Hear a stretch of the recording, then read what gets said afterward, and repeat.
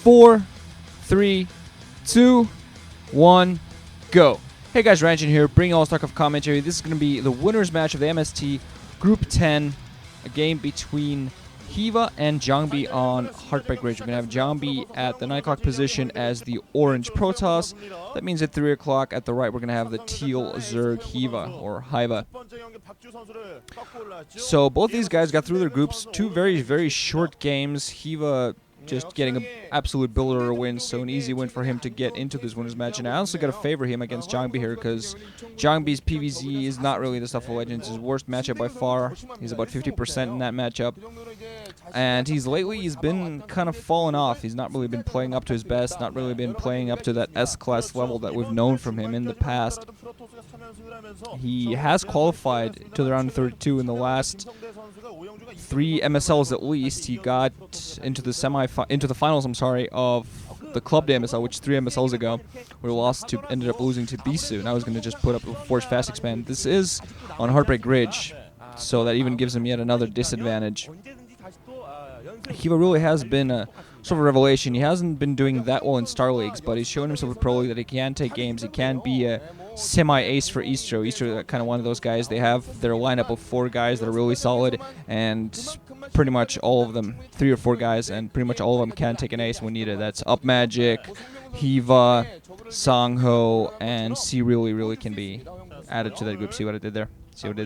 Probe Scout coming out right after the Pylon. Usually you see the Probe Scout coming out after the Forge alongside, but here coming up Pylon. So he's checking for the build, seeing if there's a possible 12 hatch coming up so he can try to put up his Nexus before the Forge, but he sees that's not going to be a possibility. Spawning pool is coming up right fairly quickly, so he's just going to be forced to put down a Forge, going to put down 2 cannons, just make sure he plays safe. There is that drone's trying to come out, is going to be able to safely put down another expansion. And Heartbreak Ridge really not good for Protoss against Zerg, especially lately, because just the positioning that the Zergs can take specifically with Lurker play, also with Mutalisk play, because if Protoss is trying to move out, Mutalisk can take full advantage of a lot of room, a lot of place to fire around. He can just hammer Zealots on the ground. Very easy to pick off High Templar that are on the move, especially if they lag behind. Just a lot of open ground, which Zergs can really take advantage of. And the Lurkers up on those ridges, really beneficial to them. But JangBi did a beautiful job here, just constantly denying that expansion. I honestly would have expected hyvaa by now to pull another drone off the line. Drone off the line coming just now, far too late, so he's just forcing, trying to push back. Not really being allowed to do anything. Zergling's actually coming off the line, never mind. Thought he was just waiting on the Zerg. He's not even going to tackle that probe, going to force it back. The probe is going to go inside the main, and no, never mind. Still sitting there. Another drone actually coming off the line. So hyvaa, meanwhile, is going to try to set his most of his Zerglings right at JangBi. He's going to try to catch him off guard. 6 Zerglings already on the way there. Cannons are morphing in. The first frontal cannon is going to be the time. The little gateway to act as a partial block. JangBi, however, is going to pull 3 more probes off the line. hyvaa's not going to attempt to push this. I don't think there's 1 cannon there. Second cannon's going. If he was going to try to push this in, he would have to do this right now, but never mind. He's going to do the JangBi, meanwhile, spotting the extractor coming down, and the 3rd hatchery. Don't think he spotted that. He saw the 3rd drone coming out, so I assume he knows that drone went up there to put down that expansion. So hyvaa is going to stick to the usual build these days for Zergs. Go against Terrans, get those 3 bases up, get that Spire up, whether you're going to do some Mutalisk harassment or you're going to get some Scourge out there, then get those 5 hatcheries pumping Hydras like crazy. So a pretty effective build overall on that front. I'm expecting a 7 score very soon from JangBi as he gets his own take up with Stargate to go around scouting. He's still keeping that scouting side, being very persistent. Zerglings still don't have speed at this point, I think, so they're not going to be able to get us around. JangBi still barely managing to keep his probe alive. He's going to run it north towards the natural expansion, going to try to keep it alive long enough to possibly try to go out to make sure that hyvaa has that 3rd base. That 3rd base at the upper left hand, almost at the north position, the upper right hand position, I'm sorry, is usually the victim of early Zealot harass from tosses, but with proper SimCity, with very good building placement, which we've been seeing from Zergs lately, really prevents that harassment. Just using an Evo chamber, maybe a den in the second colony, can pretty much prevent a harassing group of all the way up to 6, 7 Zealots from doing any sort of real harassment, just because they can't get at the sunken colony, and the Protoss boy really does not want to have to sacrifice any forces. Second similar coming down for JangBi while we saw hyvaa getting his lair up, so we're just going to see what he decides to go for. Well, there's going to be Neo Sauron getting those mutas out there, try to do some sort of decent harassment, and just ride off that, eventually get a large Hydra wave. Some players, of course, get those Scourge just to take care of those Corsairs, and as I've already said. JangBi still being very persistent, doing a beautiful job with the Scourge. Now just starting to mine from a second assimilator. His target almost up, so we're going to see that first Corsair up. We're going to see where he goes with the tech, and the upside Spire just coming up. We have a JangBi yet again going to spot that Spire. It's not going to tell him exactly what he was going for because he's not seeing a Hydrant anywhere. I'm not going to see Hydrant coming down quite yet. Still doing the opposite side. So we're probably going to see JangBi going for some very standard play Hydra than they're coming up at the upper right. And so this is indeed going to be just some Scourge alongside a whole crap of Hydralisk. And JangBi, he probably can read into this. He knows where this is going eventually. The only thing he doesn't know whether there are going to be early Muta harassment or whether the Hydra is going to come around right away, just instantly. So he's going to just have to get some Zealots out there, protect against any possible run-bys. I don't think really he was going to try to go for that, though. First Corsair going to come out. He's going to go out there, get the Scout, and get proper defenses on the ground. And we're going to see what he actually is going to go for Dark Templar to harass on this base. I think also, just with the positioning of the maps, also how Zergs can position themselves overall is really... DTs can be very difficult. Finally loses that probe scout, but yeah, DTs can be really difficult to use on this map.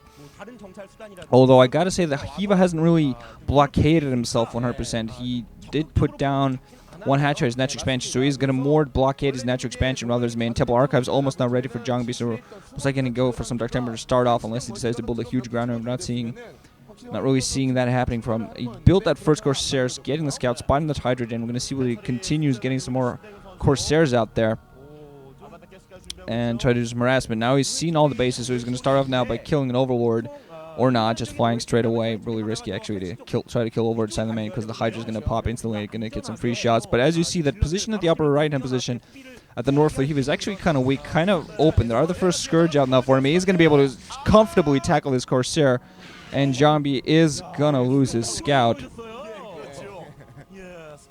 So that's not very good for him there. But he is going to continue actually pumping Corsair. He's going to continue to try to get his Corsair number up. Is getting High Templar and actually going for an Archon. Never mind the Dark Templar build. Actually going to go for Archons to Templar to counter some ground armies. He's also going to be ready just in case any tech switching is going to be coming up. Just in case this move decide to, hey, anyway, just in case, yeah, he would decide to put that up anyway. Evo Chamber, I believe that was an Evo Chamber at the natural expansion coming up alongside. Yeah, no, another hatchery, a sixth hatchery. Never mind, the Evo Chamber is gonna. Evo Chamber is gonna be delayed a little bit. I didn't see an Evo Chamber yet. Meanwhile, on the opposite side, JangBi is gonna push it just a little bit with the Archon, Dragoon, and Zealot just to spot around. And he has yet another Corsair out on the field, spotting the position. Actually has a pylon at the lower left-hand position of his base just to make sure there's nothing funky. Barely dodging the Scourge. He has to fly away now because he's going to take a shot from several shots from Hydras now. Just going to fly around, try to get a spot. He's not really going to be able to do anything. JangBi also hasn't gotten an Overlord killed with his Corsair at this point. Just going to barely try to dodge those Sairs around. Try to make sure he can dodge those Scourge around, just to make sure he can stay alive.